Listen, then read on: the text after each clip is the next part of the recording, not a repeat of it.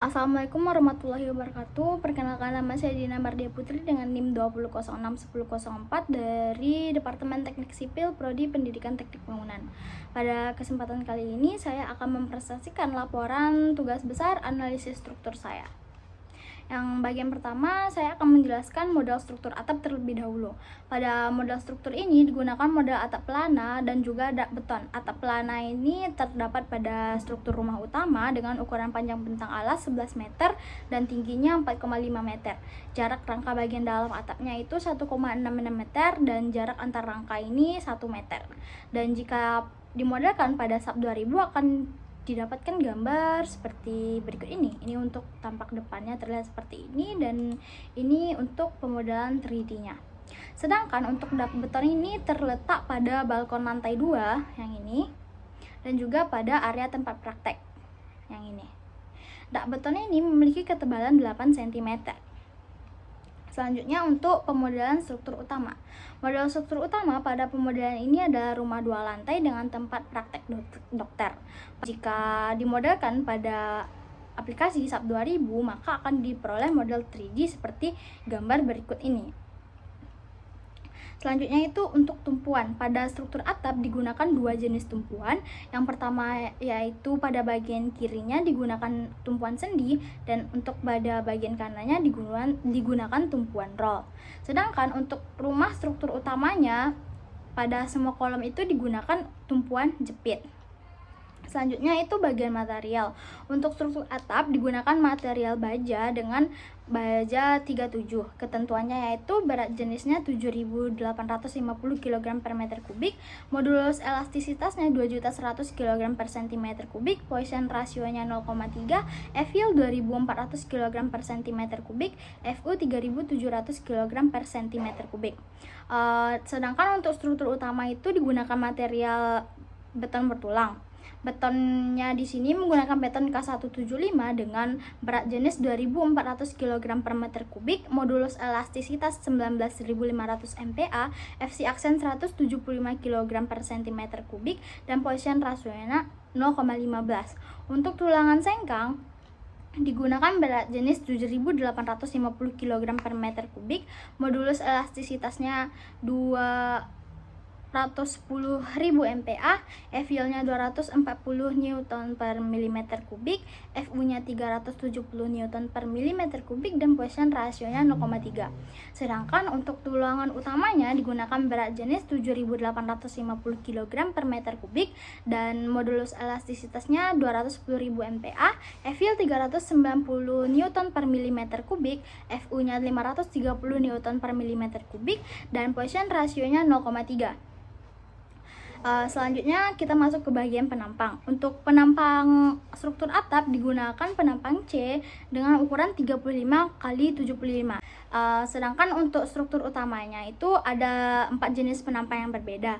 Pada kolom rumah utama digunakan penampang ukuran dimensi 35 x 35 cm. Untuk kolom pada tempat area praktek digunakan ukuran 15 x 15 cm. Pada balok digunakan 30 x 40 cm dan ring baloknya digunakan ukuran 20 x 30 cm. Pada struktur utama juga terdapat plat lantai dengan ketebalan 12 cm. Jadi plat lantai ini ada pada semua sisi kecuali pada bagian tangga. Selanjutnya kita masuk ke pembebanan struktur. Pembeban ini ada 2, yaitu beban merata dan juga beban terpusat. Beban merata hanya terdapat pada bentang struktur utama, sedangkan untuk beban terpusat ini terdapat pada join-join yang ada pada struktur atap dan juga pada sisi kanan dan kiri ring balok. Selanjutnya kita masuk ke jenis beban. Yang pertama itu jenis beban yang ada pada struktur atap rumah. Yang pertama ada beban mati. Beban mati di sini adalah beban struktur itu sendiri. Maka dari itu pada SAP 2000-nya load pattern kita bikin 1. Selanjutnya itu beban SIDL. Beban SIDL di sini ada 2, yaitu beban penutup atap dan juga beban SIDL plafon. Yang untuk beban SIDL penutup atap itu digunakan rumus QR sama dengan 1 dikali B dikali QR. QR di sini ada ketentuannya yaitu 50 kg per meter kubik. Nah, selanjutnya juga ada QR. Untuk mencari QR bagian plafon digunakan rumus I dikali B dikali QR. QR-nya di sini dengan menggunakan ketentuan 11 kg per meter kubik. Lalu beban SIDL ini setelah ditemukan hasilnya akan ditempatkan pada struktur atap dengan konfigurasi seperti ini. Pada bagian atas ini bentang kanan yang miring, bentang kiri maksudnya yang miring dan bentang kanan yang miring ini merupakan SIDL penutup atap. Selanjutnya untuk bagian alas ini digunakan SIDL bagian plafon. Nah, selanjutnya yaitu ada beban angin. Beban angin pada struktur atap ini ada dua, yaitu beban angin dari arah kanan dan juga beban angin dari arah kiri maksudnya. Beban angin itu menggunakan KIA dengan ketentuan 25 kg per meter kubik. Untuk bagian beban angin tekan digunakan rumus IA dikali B dikali dalam kurung 0,02 dikali alfa ditambah 0,4 dikali KIA. Untuk tekan arah vertikal digunakan rumus QT dikali cos alfa, dan untuk arah horizontalnya digunakan rumus QT dikali sin alfa. Selanjutnya untuk mencari angin hisapan digunakan rumus IA dikali B dikali 0,4 dikali KIA. Untuk mencari hisapan arah vertikalnya digunakan rumus QT dikali cos alfa, dan untuk mencari arah horizontalnya digunakan rumus QT dikali sin alfa. Lalu setelah ditemukan beban-bebannya, hasilnya lalu dimasukkan ke dalam struktur SAP 2000 sebagai konfigurasi seperti gambar berikut ini. Yang ini untuk beban angin ke arah kanan, lalu ini beban angin ke arah kiri. Ada beban dak beton. Pada beban dak beton ini ada beban hidup atau LL dan juga beban SIDL. Beban hidupnya itu terdiri dari beban air 5 kg per meter kubik. Beban hidup diasumsikan 150 kg per meter kubik, dan jika ditotalkan maka beban hidupnya itu 155 kg per meter kubik. Sedangkan untuk beban SIDL-nya itu sama dengan beban plafon, yaitu 11 kg per meter kubik. Selanjutnya kita masuk ke beban-beban yang ada pada struktur utama. Beban pada struktur utama yang pertama yaitu beban SIDL atau dinding. Pada beban SIDL ini dicari pada setiap bentangnya. Panjang bentang dikali dengan tinggi dinding, lalu dikali dengan berat dinding 1 meter kubiknya. Di sini berat dinding 1 meter kubik adalah 250 kg per meter kubik. Setelah hasilnya didapatkan, maka bisa dimasukkan ke dalam bentang ini sebagai beban merata, seperti pada gambar berikut ini jika dimasukkan konfigurasinya ke dalam aplikasi SAP 2000. Selanjutnya ada beban SIDL pada lantai. Yang pertama yaitu keramik 17 kg per meter kubik, spesi 3 cm dengan berat 63 kg per meter kubik, dan plafon 11 kg per meter kubik. Nah, jadi jika ditotalkan maka beban SIDL pada lantai ini ada 91 kg per meter kubik. Selanjutnya ada beban hidup lantai yang diasumsikan yaitu 150 kg per meter kubik. Selanjutnya ada beban yang terdapat pada ring balok. Beban-beban pada ring balok ini merupakan beban terpusat dengan jarak 1 meter pada setiap bebannya, dan hanya terletak pada sisi kanan dan kiri ring balok. Beban ini diperoleh dari reaksi perletakan yang didapat dari analisis struktur atap. Dari analisis struktur atap tersebut dipindahkan kepada ring balok. Lalu pada struktur ini juga digunakan kombinasi 1,2 det tambah 1,2 SIDL ditambah 1,2 WL dan tambah 1,2 WR ditambah 1,6 LL. Setelah dilakukan pembebanan dan juga pemodelan, lalu langkah selanjutnya itu untuk melakukan analisis pada struktur. Jika pada struktur atap dilakukan rilis terlebih dahulu sebelum melakukan analisis strukturnya. Rilis ini dilakukan karena elemen-elemen dari struktur rangka batang dihubungkan secara sendi atau engsel pada join-joinnya, sehingga secara teoritis pada struktur tidak timbul momen kecuali momen akibat berat sendiri elemen. Nah, setelah rilis dilakukan, barulah dilakukan analyze. Pada analyze ini dipilih option space trust. Dari hasil analyze ini nanti akan diperoleh join reaksi atau reaksi perletakan yang nantinya akan ditransfer atau dipindahkan pada ring balok. Reaksi perletakan yang diperoleh itu ada reaksi perletakan DET, reaksi perletakan SIDL, reaksi perletakan WL, dan reaksi perletakan WR. Reaksi perletakan ini hasilnya sama dengan beban pada ring balok. Selanjutnya itu dilakukan analisis struktur pada struktur utama. Pada analisis struktur utama ini dipilih opsi space frame karena struktur utama ini merupakan struktur 3 dimensi.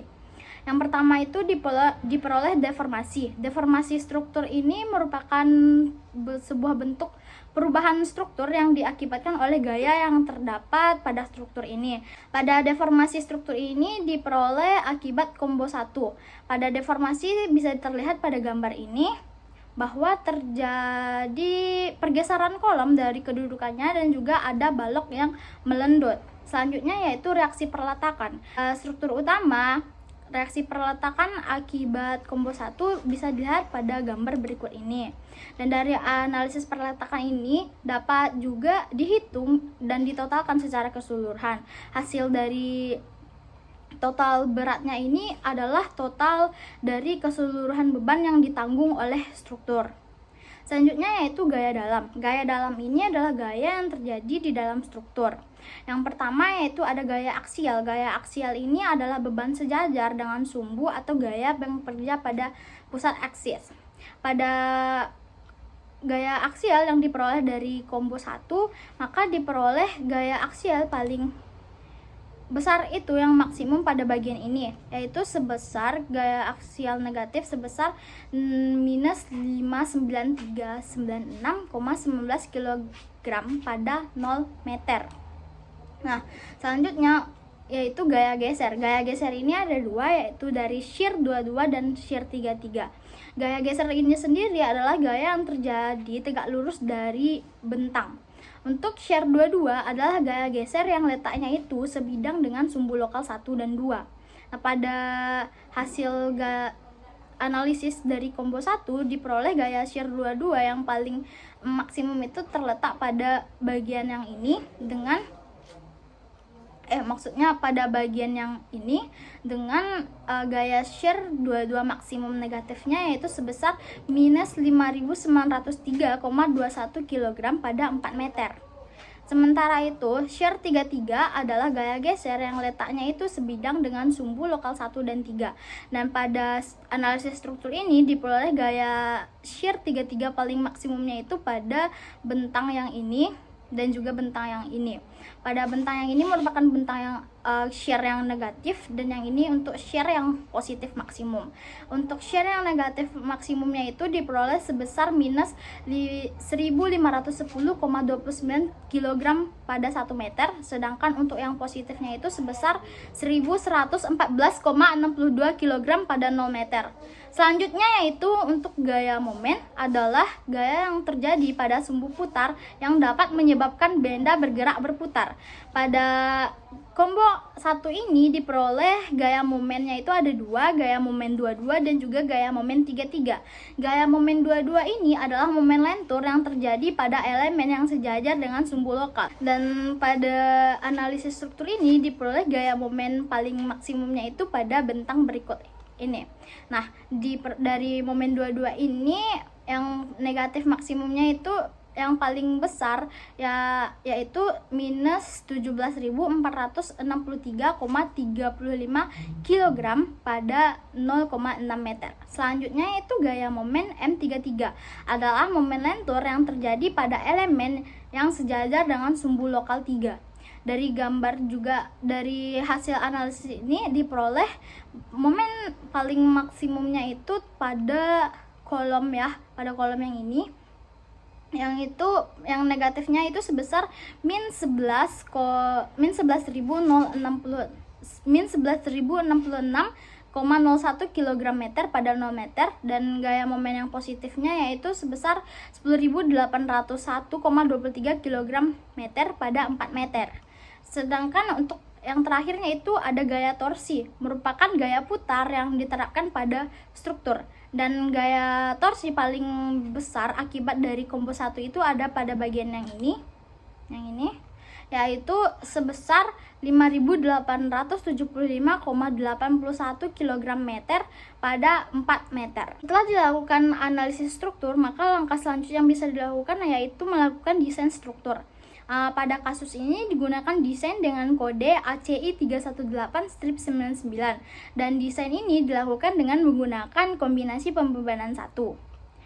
Dan dari hasil desain ini pula dapat dihitung penulangan. Yang pertama yaitu penulangan balok untuk ukuran 30 x 40. Untuk tulangan pokoknya itu digunakan rumus AS 1/4 dikali V dikali D kuadrat. Dan pada tulangan utamanya ini digunakan tulangan diameter 19. Nah, untuk tulangan pokok tumpuan dan tulangan pokok lapangannya ini sama-sama menggunakan diameter 19 mm. Selanjutnya yaitu untuk tulangan sengkangnya digunakan rumus 2 dikali 1/4 dikali V kali D kuadrat. Pada kasus ini untuk sengkangnya digunakan diameter 16 mm. Setelah penulangan ini dihitung, maka didapat hasil sebagai berikut. Untuk tulangan tumpuannya digunakan 5 tulangan diameter 19 untuk bagian atas, 3 tulangan diameter 19 untuk bagian bawah, diameter 16 untuk bagian sengkang dengan jarak 21 cm. Untuk tulangan lapangannya ada 2 tulangan diameter 19 dan ada untuk bagian atas, dan ada 3 tulangan diameter 19 untuk bagian bawah dengan tulangan sengkang diameter 16 dengan jarak 21 cm. Selanjutnya yaitu untuk bagian ring balok ukuran 20 x 30. Sama halnya dengan perhitungan untuk perhitungan balok tadi, rumus yang digunakan masih sama. Tapi pada kasus ini untuk tulangan utamanya digunakan diameter 16 mm, dan untuk bagian sengkangnya itu digunakan tulangan 10 mm. Dan dari hasil perhitungan ini diperoleh untuk tulangan tumpuannya itu 3 tulangan diameter 16 dan 3 tulangan diameter 16 untuk bagian atas, 3 tulangan diameter 16 juga untuk bagian bawah. Sedangkan yang untuk sengkangnya itu digunakan diameter 10 dengan jarak 26 cm. Untuk tulangan lapangan digunakan 3 tulangan diameter 16 untuk bagian atas dan 2 tulangan diameter 16 untuk bagian bawah. Dan untuk sengkangnya itu digunakan diameter 10 dengan jarak 26 cm. Sedangkan untuk kolom 35 x 35 masih juga dengan menggunakan rumus yang sama, tapi pada kasus ini digunakan diameter 40 mm untuk tulang utamanya, dan untuk tulangan sengkangnya itu digunakan diameter 32 mm.